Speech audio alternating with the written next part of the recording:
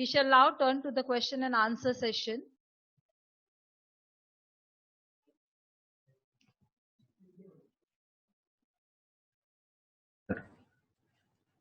Sir, I am here for some questions which are asked by some participants from Maharashtra as well as out of Maharashtra. First question is asked by Mr. Vijay Kumar Ubale from Solapur.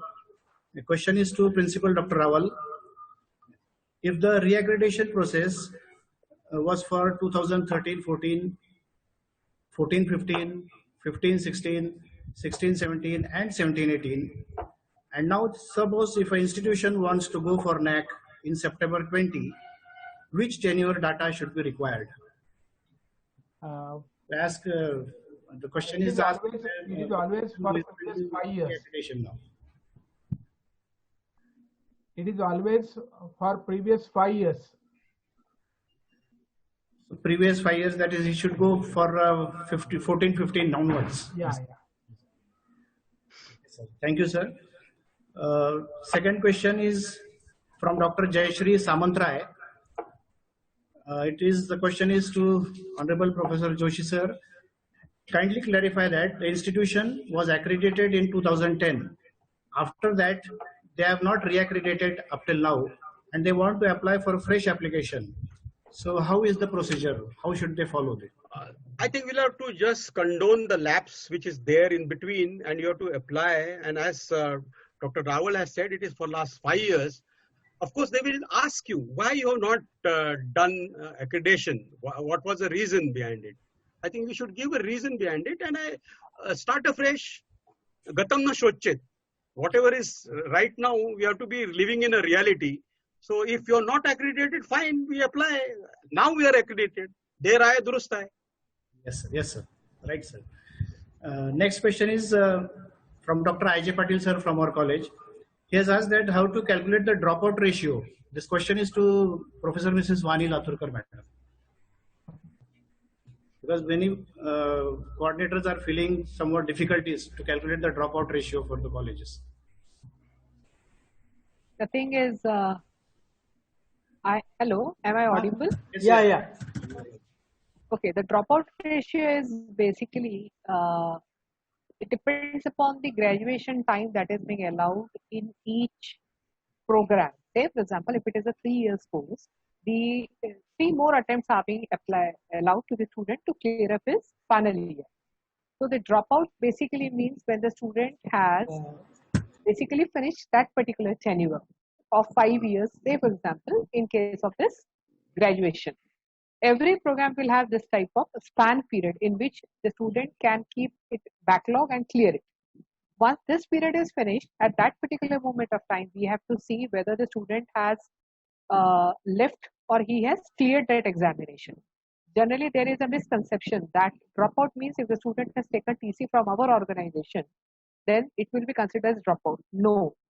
Even if he has taken a TC from our organization, he may have registered himself, enrolled himself with some other organization or some other course.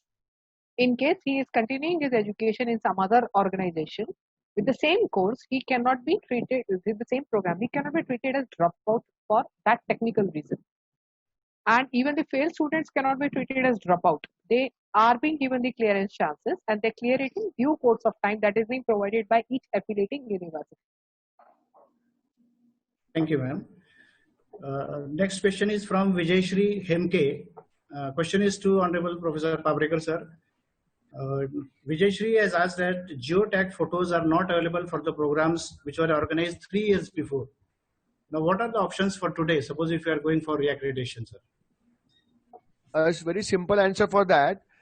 The geotagging is required nowadays, but those days when the geotagging was not available, one can take out whatever the photographs are available. It should be endorsed by the principal with the mention of which kind of program, what kind of program, which day it was done, and the activity, name of the activity to be mentioned on that, and validation by the principal is accepted. So there is no need to take any other things for that. Thank you, sir. Dr. Aarti Dubey, she has asked question, what does mentoring mean? What are the duties of a mentor? And how the mentor-mentee Hello. should be maintained? To whom? The question is to Dr. Joshi, sir. Joshi, sir. Okay. So in case Hello. of a, Yes, sir. Yes, sir. Yes, sir. yeah. Are So you in audible? case of Yeah, you are Yes. audible. So But in Joshi, case- sir, will in- answer it. Yes, sir. yes, so it is a question for me, right? Yeah, yeah. So in case of a mentor and mentee scheme, you should have a first thing is you should have a mentor for all 3 years. He is a mentor. And I think the process should be very well defined. What is expected to do? What is the feedback of the student? What are questions which are asked? What kind of a advice which is given, and whether there is an improvement after the advice. Now, generally people, they say that a class teacher is a mentor for the entire class. I think I always feel that if you see the entire framework, in the end of the framework, there is one particular appendix which is of definitions. I think if you read the definition of mentee and mentor very carefully, you will able to understand what is mentor and mentee.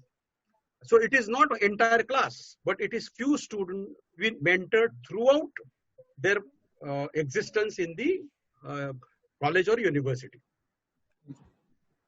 Thank you, sir. Next question is to Ma'am Vani Ma'am from Shubhada Shukla. What happens if a college do not opt or do not ready to join the accreditation for NAC? Is there any penalty for this? Yes, as I said, NAC accreditation is a basic eligibility for various things when you're applying. Say, for example, if you're applying for a scholarship abroad, it will be by a student, it may be by a faculty if you're applying for the funding, if you're applying for the new courses. At that particular time, if NAC eligibility, NAC accreditation is not live, it is not valid, that particular time you will be deprived of applying to these particular schemes itself. You cannot use these benefits which are being given to this accreditation institution.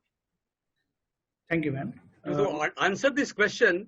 What happens if the NAC accreditation is not done? Nothing will happen.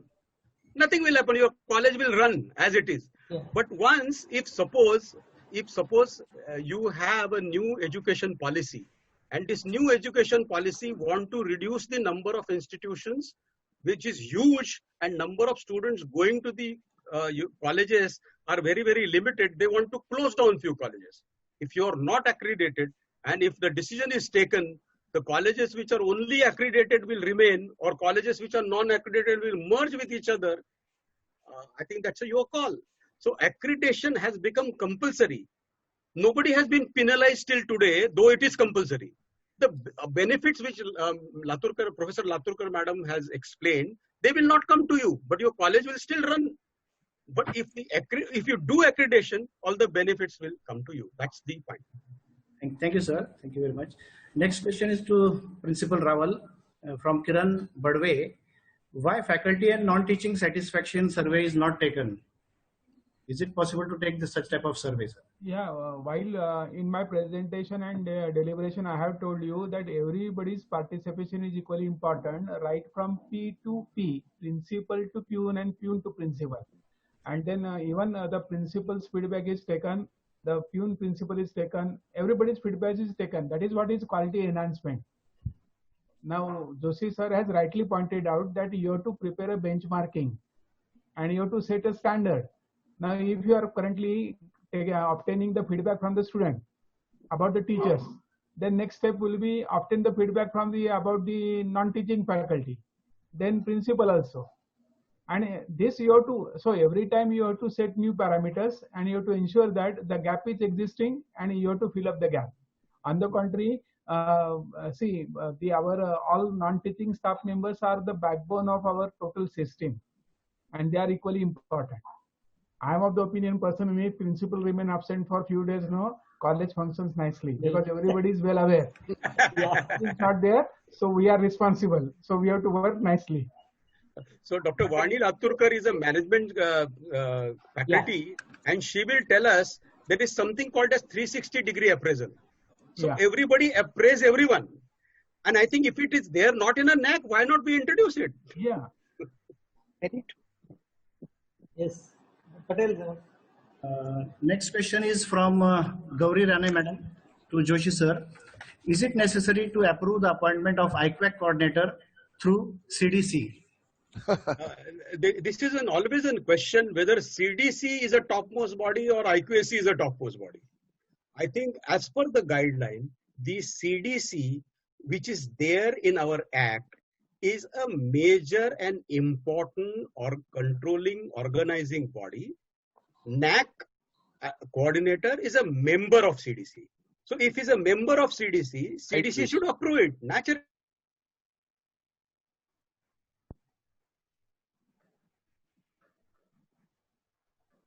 So IQAC coordinator approval will be taken by your principal in CDC. Don't worry about it.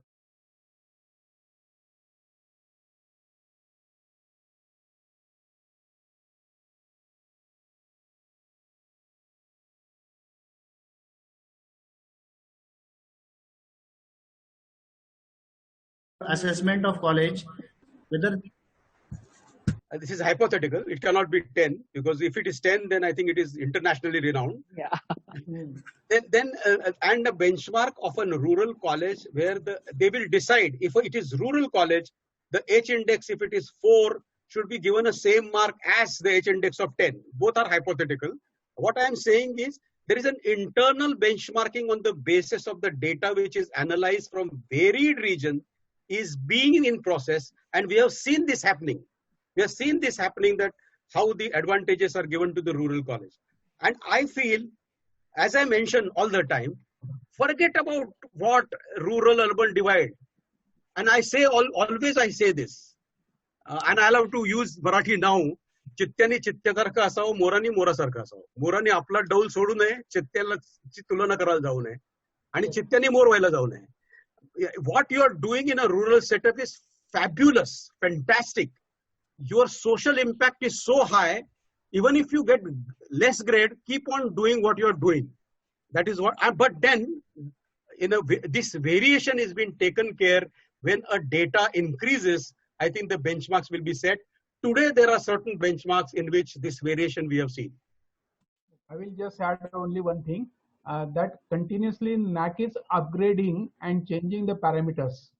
Previously, there were many parameters which were not applicable to all of us, but still they were there. And NAC is in a process of upgradation continuously. Every time they do the feedback, they do the review, and then they do it. And so far as rural colleges are concerned, let me tell you very frankly, depending upon our stakeholder and our student, we are free to decide our own parameters also. The only thing is how you are putting it and justifying it. And then visible difference you are able to show, then that will be appreciated. Thank you, sir. Next question is to Professor Pabrekar, sir. In second criteria of teaching and learning, while providing data for a student satisfaction survey, should we provide the data of all students who left the college plus currently enrolled students? Because SSR demands data for 5 years and students are enrolled for 3 years of No. Okay. For the SSS purpose, the data of the information required is only for the present year students. Those students who are enrolled for first year to third year, all students information with regard to their email ID and mobile numbers only for that current year has to be given. Not the students who have left for that college. Thank you. And then only they will find out from that. Next question is from Hemant Baviskar. Is the best practice to be continuously same for the 5 years, or it should be changed every year, sir? कोणाला प्रश्न आहे? जोशी सरांना sir. अच्छा, मलाच आहे. बर. Sir, ही सगळी महाविद्यालय, everybody keeps on asking us, what is our best practice? How can a other person decide a best practice of the institution? And if it is running for 5 years, it is definitely best practice. It can run for until number of years. So unless you innovate something new, which is the best practice. So I think I always say that you can ask all our faculty members that which is the practice which has got an maximum impact on improvement of the student or the institution. And if they collectively say that this is what has got a maximum impact, it is deliberately been done, it is being done again and again, keep on doing it. That is, you are sustaining the quality which you already created. So no problem even it is 5 years. Okay, sir. Last question is from myself. Being an IQAC coordinator, I am facing many problems. Regarding these problems, I think yesterday's workshop, which was held at Kalyan, has satisfied somewhat me. I had witnessed that workshop organized by at Kalyan College. The software which was prepared by RUSA, now it will reduce the 50% load of IQAC. It's true, sir. But what is the way to get this software for our institution, sir? Whether it will be available to the IAC? It is available free of cost. We will be sending you a link. Yes, there is a registration process. Start using it. Okay, sir. Thank you very much, sir. I think that Okay. AICG code is essential for that, sir. Yes, it is essential Yes. because we verify the existence of institution. What will happen? People will keep on putting garbage in that software with the help of a link and will ask the access for the software, which will have a load on the cloud which we have. So we need to understand this college is existing, and one way of understanding it, a single primary key to understanding it is if he has got an ASCII code, because he is filling the information regularly in that. And we are currently giving it only in the colleges in Maharashtra. There are several requests which we have received from other states. Other states will have to wait for some time. Let Maharashtra get stabilized. And I want to make an announcement here. Patel sir, बरं झालं तुम्ही प्रश्न विचारला.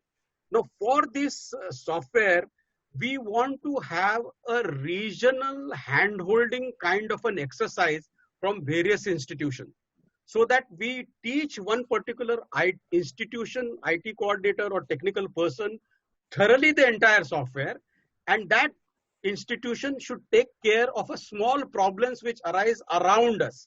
So anybody who is interested in becoming this kind of an ambassador for the software and ready to train others, I think we will be appointing that agency so that we can give them a thorough, and we are doing one more, because many people have asked me, sir, आणखीन एक demo करा. So we are now, in the next week, we are arranging one more demo.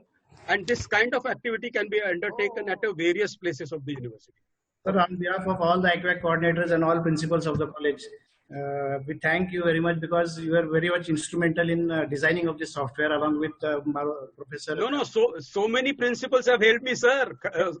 Rawal sir white वाटेल, त्यांच्याकडनं बरेच information घेतली मी.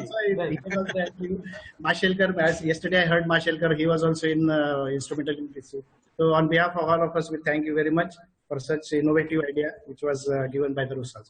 So here I think the question answer session is over. Now I hand over the session to Professor Jopan Putra, madam. Before that, I have a request here. Can you hear me? Yeah. Yes, sir. Can you all hear me? Yeah. Maybe there are chances that many questions may not be, rather remaining unanswered, or there may be many more questions in the mind of all the participants till today or this moment. My request to all the participants, either IQAC coordinators or principals of the various colleges, please note down your questions, mail that question to the organizing college. From the organizing college, it will reach to us. We will have, and we are going to publish some document college FAQ required for the purpose, and we would like to give all the answer to all the questions raised by all the participants. So my request to all the participants, please handle your questions in the soft form, maybe in any language, either in English or Marathi or Hindi. Please give it to the organizing college, and they will sort out the questions and will come out with the document on that. Thank you very much, Dr. Patel. Thank you very much. I thank all the respected resource persons and Professor Babrekar for satisfying the queries. I now request respected Principal Professor R.S. Patil to proceed for the concluding remarks on the workshop. Good morning, friends. We are now moving towards the concluding session of this online workshop. I would like to sum up this workshop on role of IQAC in assessment and accreditation process. NAAC is an autonomous institute established by UGC in 1994, as we know.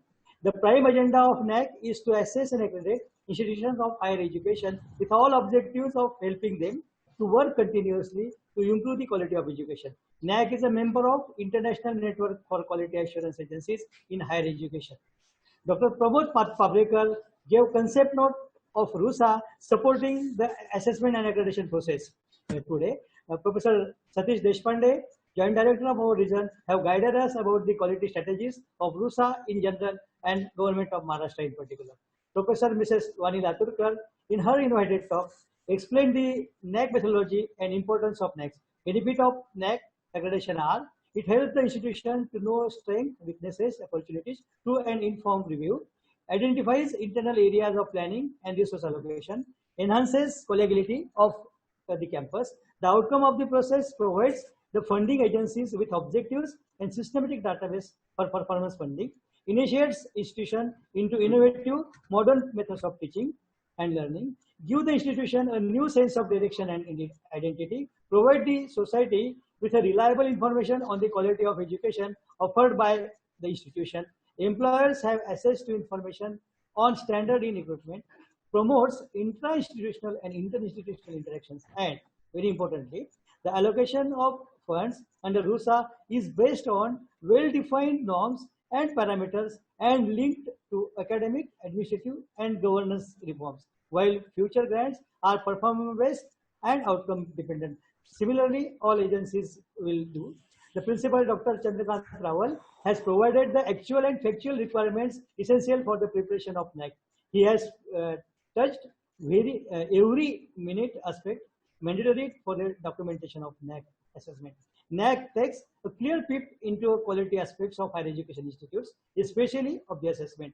The assessment and accreditation process have outlined various strategies, quality initiatives, quality sustenance, and quality enhancement measures that keep the NAAC's vision focused and intact. There are on-site observations to monitor and evaluate the institution's functioning, the self-evaluation process, the involvement of all stakeholders in SSR submission. All now NAAC's focus on the assessment. According to revised accreditation framework, which we call RAF, the NAAC has a timely step-by-step ICT-enabled accreditation process. The new processes such as student satisfaction survey, data validation and verification that augments the whole objectives of NAAC. Dr. Vijay Joshi has benchmarked the role of IQAC in assessment and accreditation process. He has focused on the fact that an inclusive and exhaustive IQAC is a paramount for satisfying NAAC assessment. The establishment of IQAC by accredited institution after its first cycle of assessment is a major step in pushing long-term quality standards. IQAC in any institution is a significant administrative body that is responsible for all quality matters.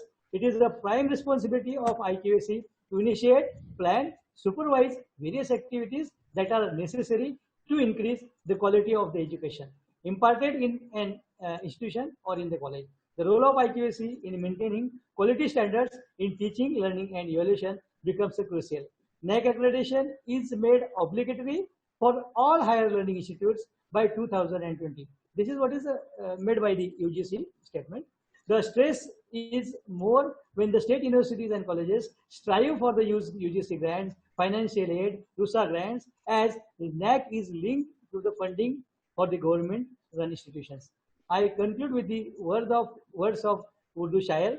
महफूज कर लो रोशनी सितारों की, दूर तक रात ही रात होगी, मुसाफिर तुम भी हो, मुसाफिर हम भी है, फिर किसी मोड़ पे मुलाकात होगी. Thank you very much. Stay home, stay safe. Thank you very much.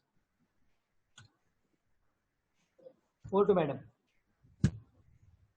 Dr. I.T. Patil shall now deliver the vote of thanks.